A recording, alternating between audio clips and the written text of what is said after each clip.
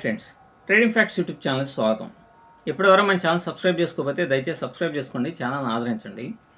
మనం ఈ మోసపూరిత డిస్క్లైమర్ ఏంటంటే, మోసపూరితమైనటువంటి వ్యక్తుల గురించి మాత్రమే మనం చెప్తున్నాము. దానికి ఒక క్యారెక్టర్ అనేటువంటిది ఉండాలి కాబట్టి దానికి కింగ్ అనేటువంటి పేరు పెట్టుకున్నాం. అంటే స్టాక్ మార్కెట్ రారాజు అన్నమాట. ఇతను చేసేటువంటి మోసాలు అంతా ఇంత కాదు. నిజంగా మీకు ఒక్కో విషయం తెలుస్తుంది, ఇప్పుడు మైండ్లు పోతున్నాయి కదా. ఇంకొక పెద్ద కామెడీ అనేటువంటిది ఈయన చేసినటువంటిది ఒకసారి మనం చెప్పుకుందాం.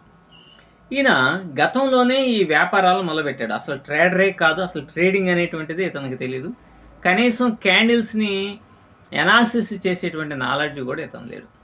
కానీ మాటలు బాగా చెప్పగలడు, గొప్పగా చెప్పగలడు. ఈ కోణంలో గతంలోనే ఇండియన్ స్టాక్ మార్కెట్లో ఇతను అనేక రకాలైనటువంటి వ్యాపారాలు చేశాడు.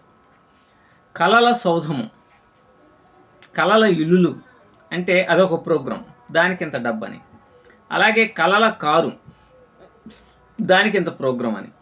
ఇట్లా రకరకాలైనటువంటి కాన్సెప్ట్స్ని తీసుకొని వచ్చి ప్రజల దగ్గర నుంచి డబ్బులు దండుకునే ప్రయత్నం అనేటువంటిది చేశాడు. ఆ తర్వాత ఇతను అంటే ఇక్కడ కింగ్ అనేటువంటి ఇమాజినేషన్ క్యారెక్టరు కాపీ ట్రేడింగ్ అయితే బాగా లాభం ఉంటుందని, నన్ను ఇండియన్ మార్కెట్లో మీ అందరికీ లాభాలు రాకుండా చేయడం కోసం సెబీ అనేటువంటి నా ప్రోగ్రామ్స్ అన్నిటిని కూడా కట్ చేసింది. సెబీకి నాకు మధ్య ఉత్తర ప్రత్యుత్తరాలు జరిగినాయి. అప్పుడు వాళ్ళు ఏంటి దీని మీద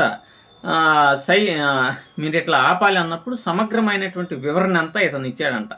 ఈ రాజుగారు, కింగ్ గారు ఇచ్చి నేను స్టాప్ చేస్తున్నాను అని చెప్పేసి, సెబీ నన్ను ఆపింది, నన్ను మిమ్మల్ని ధనవంతులు చేయకుండా చేసింది అని చెప్పి మీ అంతటా మీరు మీ కాళ్ళ మీద మీరు నిలబడండి అని చెప్పాను. ఈ సెబీని ఎందుకు వాడాడు? సెబీ ఆపింది అనేటువంటిది ఈ మెయిల్స్ ఈయన పంపించినవి ఇవన్నీ మొత్తం ఉండాలి కదా. కానీ ఆ ప్లాను మొత్తం తెలియగలడు కదా. మోసపూరితమైనటువంటి ఆలోచనలు ఉన్నటువంటి వ్యక్తులు కదా ఈ కింగ్ గారు.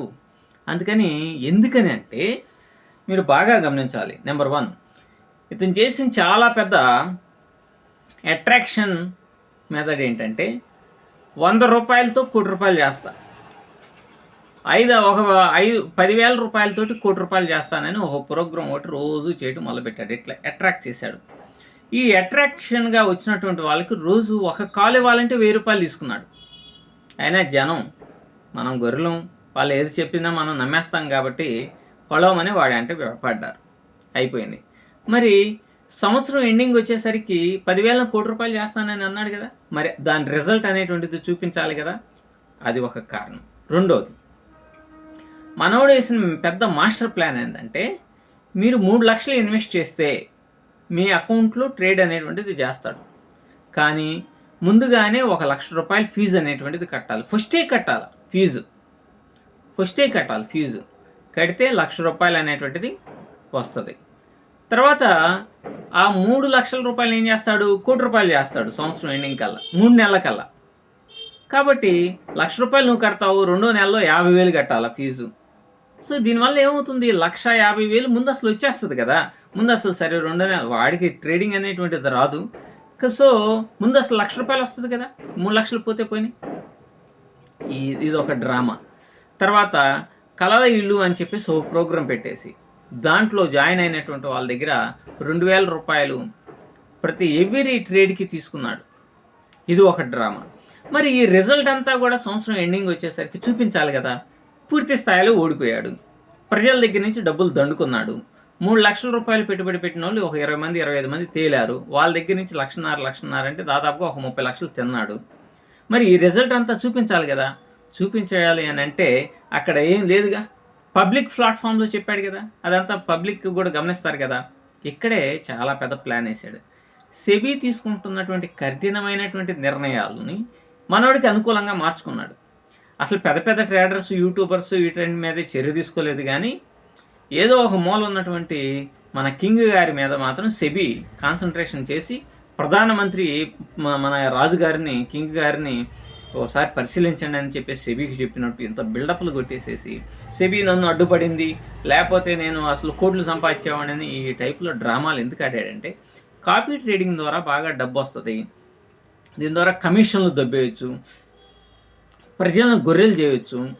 ప్రజలకి డబ్బు రాకపోయినా కూడా బాగా కావాల్సినంత కమిషన్స్ వచ్చేస్తుంటాయి అనేటువంటి ఒక దగుల్బాజీ ఆలోచనలతోటి అసలు ట్రేడింగే రాకుండా అమాయకమైనటువంటి ప్రజల్ని చాలా దారుణమైనటువంటి మోసానికి తెరదీయటానికి మరొక కొత్త ప్లాన్ అనేటువంటిది ఇతను వేశాడు. అదే అందుకనే మీరు చూడండి, ఎప్పుడైతే సెబీ నన్ను ఆపేసిందని డబ్బాలు కొట్టినటువంటి వాడు ఒక 2 రోజుల్లోనే కాపీ ట్రేడింగ్ అనేటువంటిది స్టార్ట్ చేసి ఇక్కడ కోట్లు ఉన్నాయి, స్టాక్ మార్కెట్లో కోట్ల రూపాయల డబ్బులు ఉన్నాయి, కానీ రావాలి కదా. ఇప్పుడు ఏమైంది? కోట్లు ఉన్నాయి, వేల కోట్లు ఉన్నాయి, మనం తీసుకోవటమే తరువాయి అని చెప్పేసి మాటలు.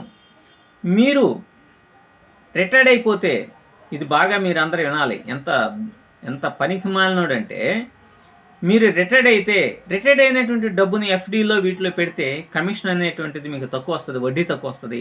అదే కనుక కాపీ ట్రేడింగ్ నా దాంట్లో పెడితే మీకు లక్షలు వస్తాయని చెప్పినటువంటి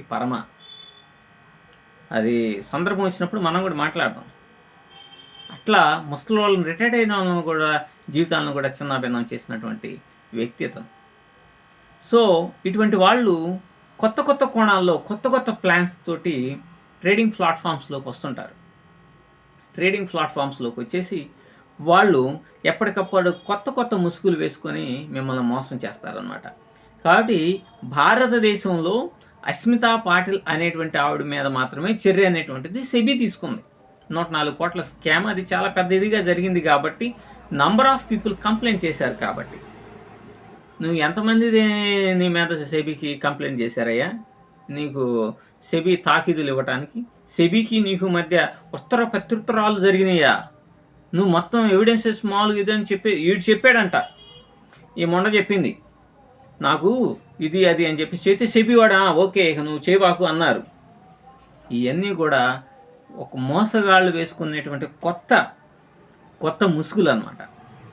ఇటువంటి ముసుగులు వేసి చెట్లకు డబ్బులు కాస్తున్నాయని, గడప దాటకుండానే మీరు కోట్లు సంపాదించవచ్చని, బంగారు గనులు ఉన్నాయని, రకరకాల, అసలు ఒకటి కాదు. ఇవన్నీ గనక వీళ్ళకి గనక సైబర్ పోలీసులకు గనక తెలిస్తే వాళ్ళు సరే, అది వేరే విషయం. ఇది ప్రజల యొక్క ఉసురు తీసుకున్నావు కదరా బాబు, కొన్ని కోట్ల రూపాయలు నాశనం చేసేసావు కదా. కోట్లు వస్తాయి.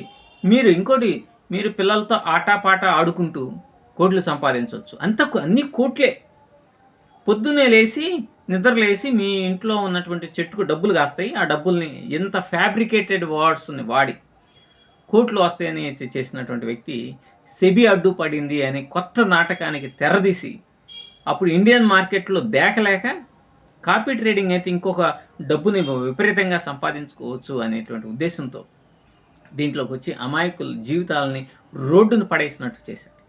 కాబట్టి మై డియర్ వ్యూవర్స్, ఇటువంటి వ్యక్తుల్ని ఎట్టి పరిస్థితుల్లో మీరు ఫాలో అవ్వడానికి వీల్లేదు, ఫాలో కావద్దు.